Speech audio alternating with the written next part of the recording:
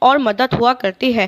جب اس نے شام کو واپسی کا قصد کیا تو میں اسے 3 درہم دینے لگا۔ اس نے انکار کیا اور صرف 1 ہی درہم اور 1 وانق لے کر چلا گیا۔ تیسرے ہفتے کو پھر میں بازار آیا تو اس جوان کو نہ دیکھا۔ لوگوں نے اس کا حال پوچھا تو معلوم ہوا کہ وہ 3 دن سے ایک ویرانے میں بیمار پڑا ہوا ہے اور موت کے قریب ہے۔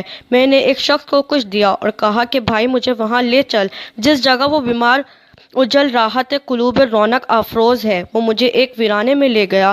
دیکھا کہ نہ وہاں در ہے، نہ دروازہ، نہ مسہری، نہ کوئی سامان۔ راحت اسی لک و دک میں میدان میں بے کس و بے بس وہ جوان بے ہوش پڑا ہے۔